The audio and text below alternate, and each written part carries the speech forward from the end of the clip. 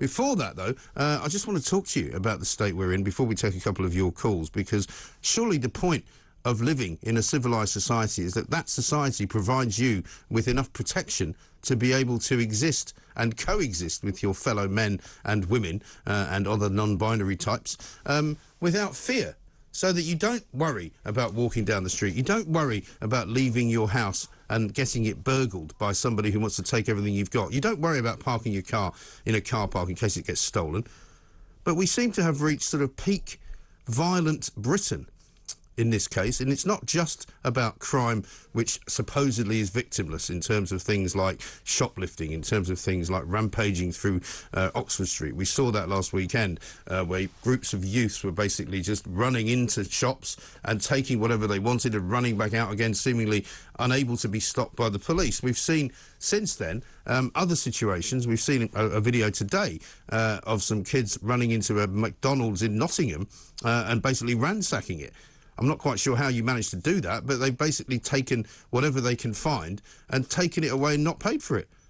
It seems to be a real kind of almost trend. Yesterday we saw loads of footage of crimes being committed. A guy with a hammer trying to smash the window of an incredibly expensive sports car, a supercar, a Bugatti no less, where he tried to steal something from inside of the car.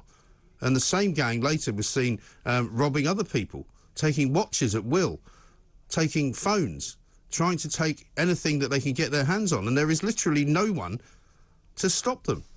So unless you stop them yourself, it ain't going to happen. We've now reached the terrible conclusion of a week, and we're only at Tuesday, where a 9-year-old girl has been shot dead in Liverpool in Knotty Ash, apparently in a mistaken case of a bullet being fired and hitting the wrong person, but she's dead. Also, another man was wounded. A woman was shot in the hand, and this was only 48 hours after another woman called Ashley Dale, who's 28 years of age, was shot dead in the same part of Liverpool. So you've got to ask the question, what's going on?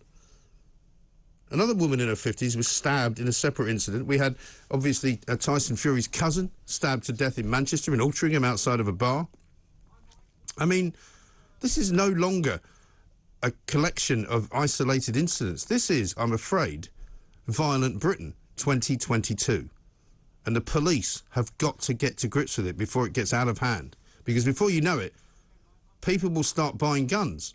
People will start defending themselves. People will start walking around with knives, with screwdrivers, with pen knives, with all sorts of protections because they're worried that somebody might rob them.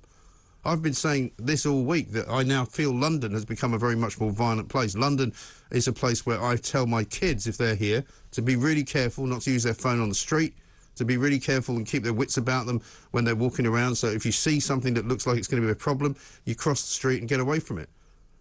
If I had children living in this city, which I don't, I'd be worried for them.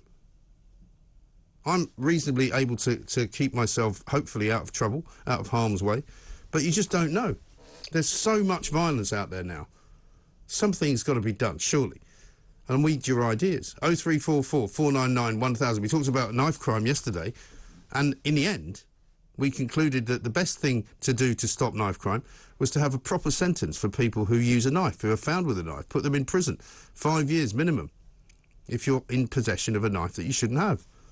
It's the only way, isn't it? I mean, there was a video doing the rounds at the weekend of the police in Lincolnshire doing the Macarena. You know, very well, I have to say, 4 of them doing a very nicely kind of choreographed dance. But in the end, you're kind of going... And people got very worked up on Twitter because they were like, well, hang on a minute, these guys are supposed to be arresting the bad guys. They're supposed to be patrolling the streets. They're not supposed to be dancing at some rally, at some march, you know. And it turned out that later that day in Lincoln, there was a dispersal order issued because there was so much fighting going on in the city centre that they basically had to tell people not to go there. Yeah, I mean, it just creates a shocking image. It really does.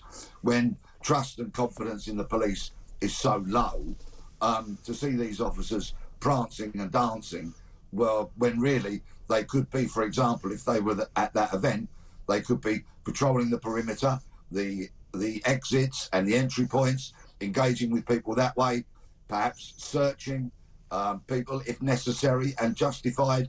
There's so much police work they could have been doing. other than, quite frankly, making idiots of themselves. Well, quite. And what sort of moronic order is that? I mean, who would have told them to do that? Presumably somebody in the police force in Lincoln would have said, yeah, why don't you go and do some dancing?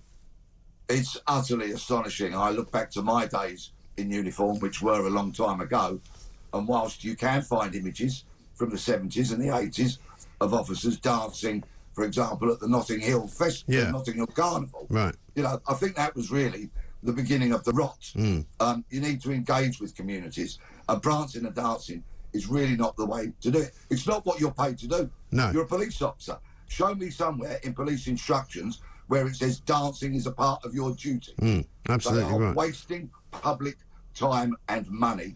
There is so much better things they could be doing to prevent and detect and investigate crime rather than behaving so foolishly.